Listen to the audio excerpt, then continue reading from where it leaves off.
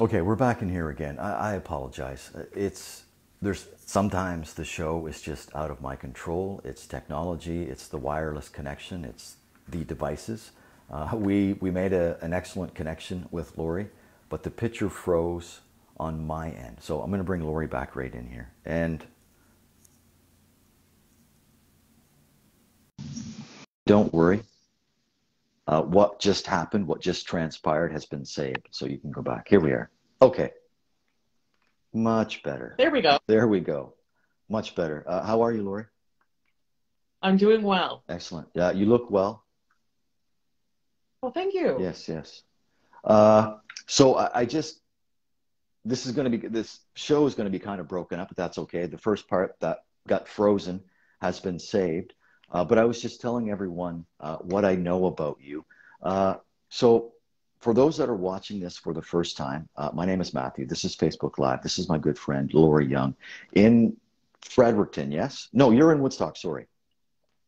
Yes, I'm in Woodstock. But you do have ties to Fredericton, and we're going to talk about that at the very, very end. Yes, wink, wink. Yes, yes. Yes. We haven't seen each other, Lori, since the summer of 2016 when we had our 25th high school reunion. 25 years. Yes, that's right. Yeah, you know what the amazing thing was? I remember walking up the stairs, and you were sitting there collecting, admission and handing out other things. And I think I named off everyone that was there. I think I introduced my wife, Jennifer, to everyone that was sitting there. I remember that. Yes, yes. You know what? I bet, Lori, if I was to grab my yearbook and look at the class of 1991, the picture on the soccer field, I know that I could probably name 90% of that class first and last name. I don't know what it is. I don't forget people, I guess. No, you don't. I know that if there's somebody that can do it, it's you. Okay, Lori, this show is not going to be about me, but I do promise people smile and laughter. We're both doing that right now. So what I would like for you to do, Lori, and I want you to be as open as you want, but we know that you are a survivor of cancer. So I would like for you to start from the beginning. When did you first suspect that something was seriously wrong leading up to your diagnosis? And just take us through the whole story uninterrupted, right up to you ringing the bell here just a few weeks ago. Yes, right. Well, it was probably about around June of 2020 that I discovered a lump on my right breast. Um, I discovered it myself, and of course, not being certain if it was something to be concerned about or not, I made an appointment with a doctor.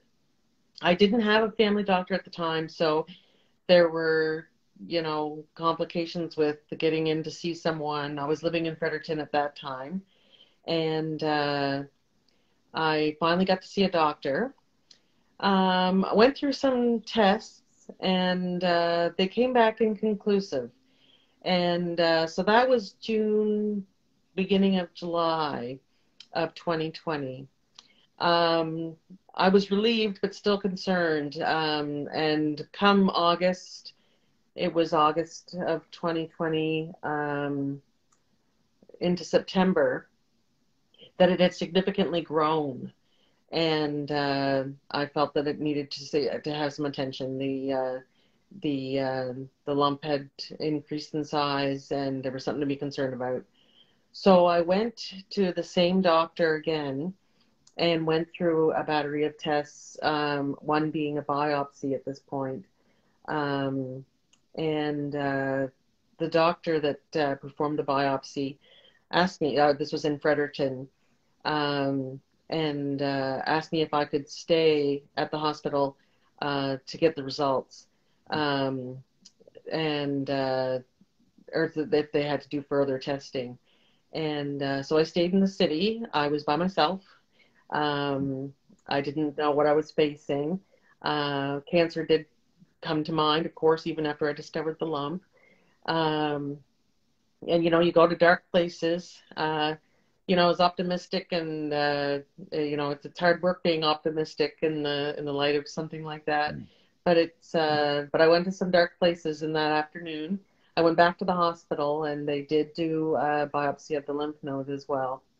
And it turned out that I found out weeks later, in October 6th, I believe is the date, I found out that I had breast cancer, and it had reached the lymph node on the right side under my arm.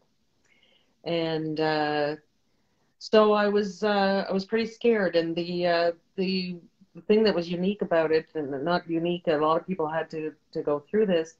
Um, it was during the pandemic, Mm. and during that time, you weren't able to bring somebody with you to appointments, or they could come or join by phone, or speakerphone, or Mm. FaceTime, but they weren't able to come with you to appointments. So it was a very lonely Mm. journey, very scary thing to face. And I had a tremendous amount of people that would have accompanied me. I'd need a bus Mm.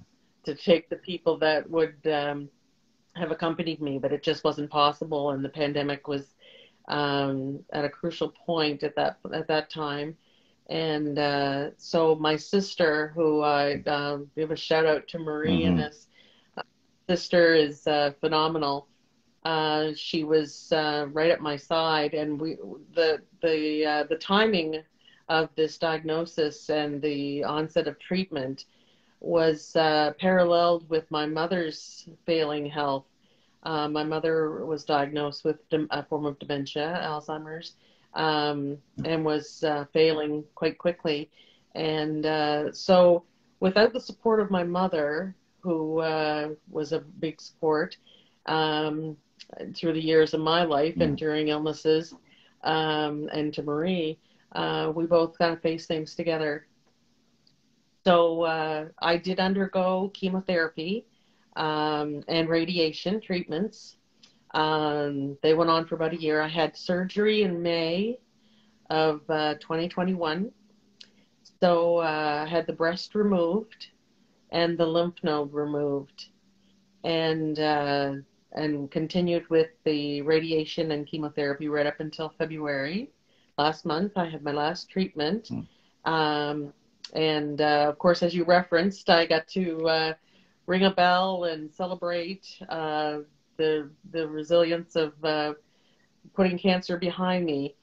Um, I'll be checked every 6 months, of course, and followed by my family doctor, who I now have here in Woodstock. And and anyway, I'm very grateful for the support, and grateful for my health being renewed. Uh, Take us back to that day when you rang the bell. If you could bottle your feelings or emotions and put it in a bottle, what would you name it? What would you brand it as? Oh, that's a good question.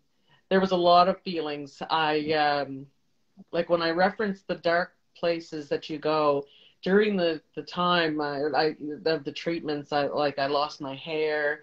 There was traumatic things that happened during the treatments, and I really didn't think that I was going to be around to ring a bell. Mm. I did allow myself to actually think those things.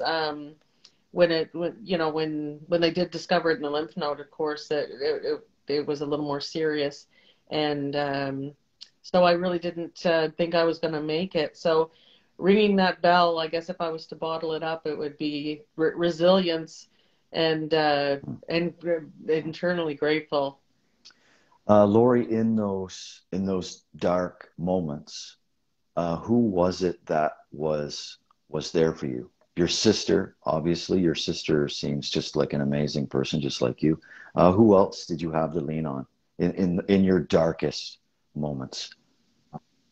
Well, I would be amiss if I didn't mention Peter and Janet Clark. Mm. Um, they are phenomenal people. Yes. There's nobody that would disagree with me. You'd be hard pressed to find someone that would say something about Peter and Janet Clark that wasn't very positive. They helped me in ways that, and supported me in ways that only they could.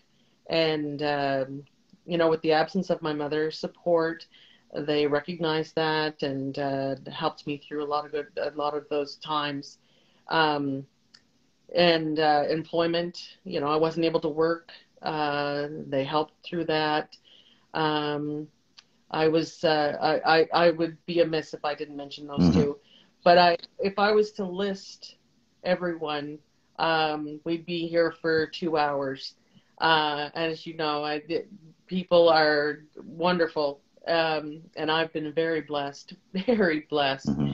with an ensemble of people that have supported me throughout my life. I've encountered illness before, serious illness, and mental illness, and this bunch of people are I can't speak highly enough of them.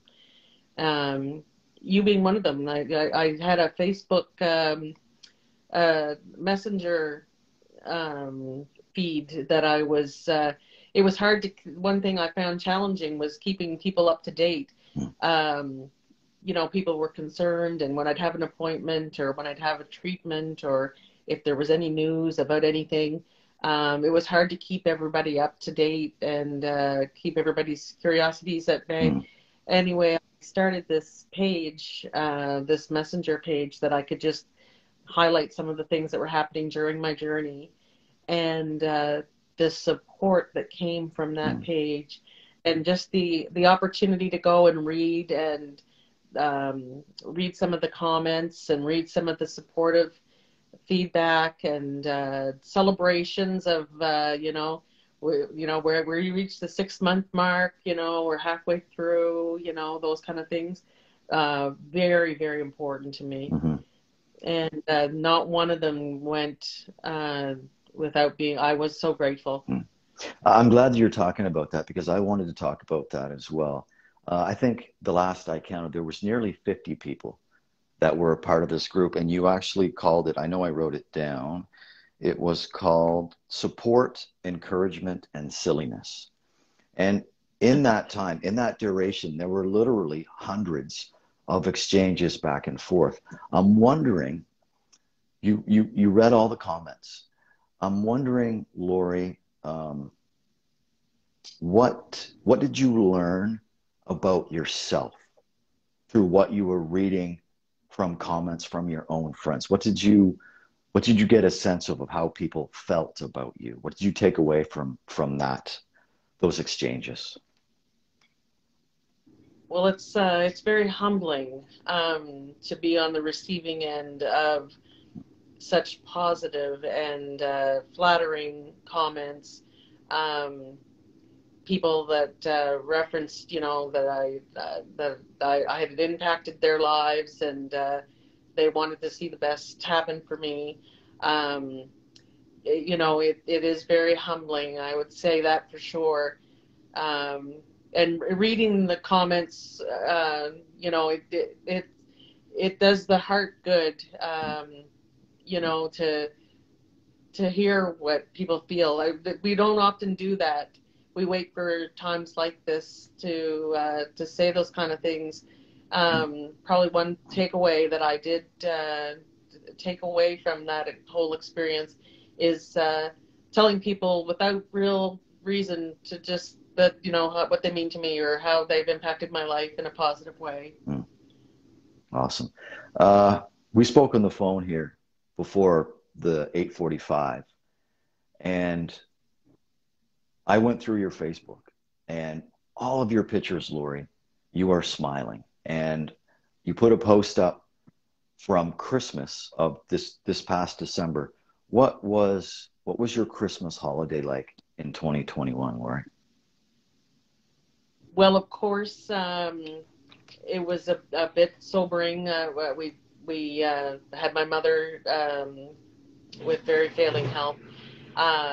Mine was sort of a second to that when it came to Christmas, because we really missed Mom's enthusiasm and zest for Christmas. She loves Christmas.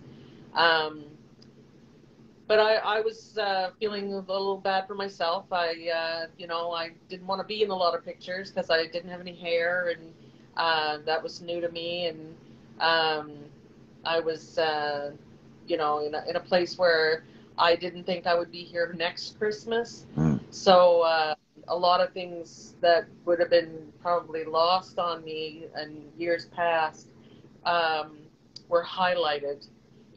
There's just simple little exchanges or simple little things, um, thinking that this might be my last Christmas with my family, um, you know, really hit home. And, I went to that dark place. The trick is going to those dark places is normal, and I know that from my studies in mental health. But you just don't unpack and stay there. You just you look at the dark places, you have a good look around, you experience that darkness, and then you come back. And and that's when the positive attitude and the optimism, you have to work at it, but Mhm. it is possible. And surrounding yourself with, positive people and positive attitudes. Just a couple more things, Lori, then I'm going to let you go. Uh, what do you do to get out of your head right now? Are you one to meditate, go for walks, get out into nature? What do you do just to like quiet everything down, even if just for a few moments? Well, I can be honest with you, I'm not very good at that. Um, I wish I was better at it. I have to work hard to look after myself and my mental health, and it's important, and I know that. Um, I do enjoy music. I play the guitar, and I do kind of get lost in that sometimes.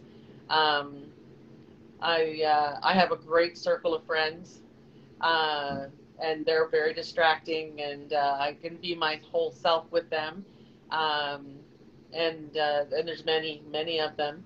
Uh, I'm very grateful for that, and I think that probably is one of the things that helps is like you referenced, having positive people and people that you can be yourself and very comfortable with. Blair Levesque, are you still in touch with Blair? Oh yes, Yes, very much yes. so. Okay. The next time you see Blair, tell him I said hi. I will. Okay. Lori, this has been so much fun. Oh, wait, wait. Beep, beep, beep, beep, beep, beep, beep, beep, beep, beep. I'm getting some breaking news. I'm getting some breaking news, but it's not my breaking news. Lori, do you have something you want to tell the audience? Well, you talked a little bit about me being involved with Yoga Bears Jellystone Park, and I have been since 1996. I've been off and on involved with Peter and Janet Clark and their business, particularly the campground. But last Monday, I started a new job. I'm working for the Canadian Mental Health Association of New Brunswick as a bounce back coach. It's a fairly new program to the province. Um, but it's a guided recovery based program. Recovery is possible from mental illness, and I bring along some lived experience. So I applied for the job, and I started last Monday. So it's been kind of a whirlwind. Not very many people know about that because it happened so fast. So yeah, it is breaking news, and probably people that are watching tonight, they're probably very surprised.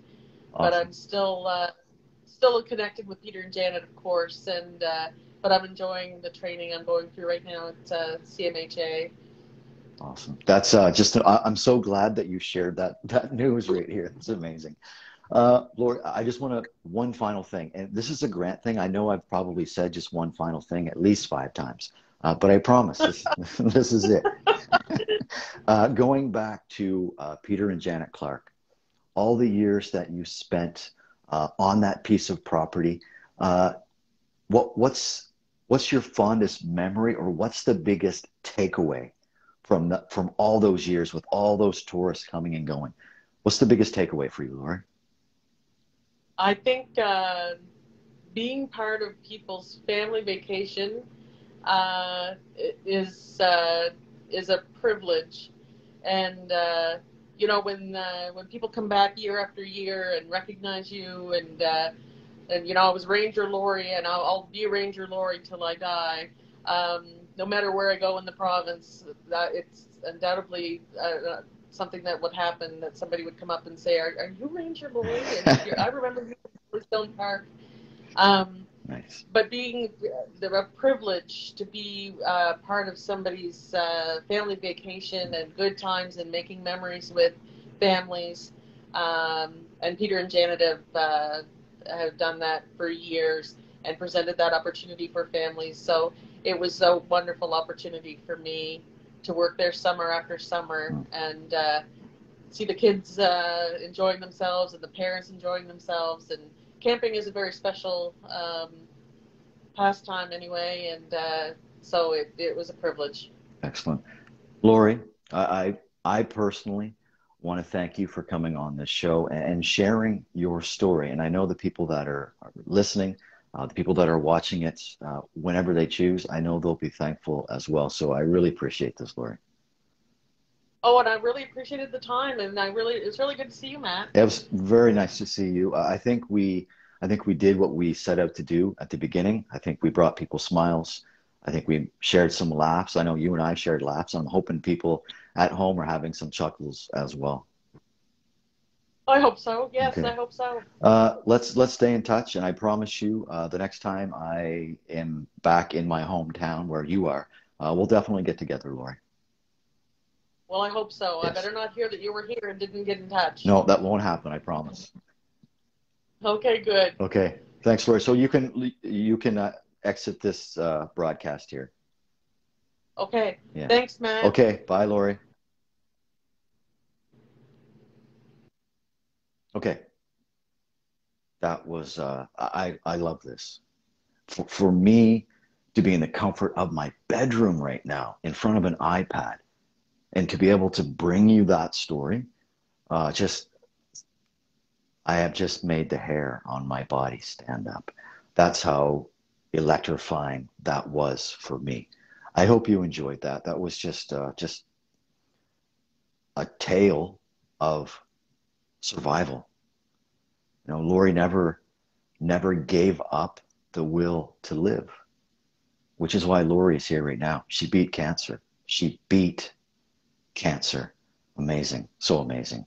Class of 1991. As Heavy said here a couple nights ago, the class of 1991 rules. Just a quick reminder for tomorrow, Thursday night's show, March 10th, 2022. I'll be speaking with one of the co-chairs of Ribfest Woodstock, New Brunswick. I'll be speaking with Andrew Garnett tomorrow night. Maybe he'll bring along Jeff Bradbury, Scott Dunlop, I don't know. But 9 o'clock tomorrow night with Andrew Garnett, a brand new Facebook Live with Matthew. Enjoy the rest of your Thursday. Enjoy the rest of your Wednesday. We'll see you tomorrow.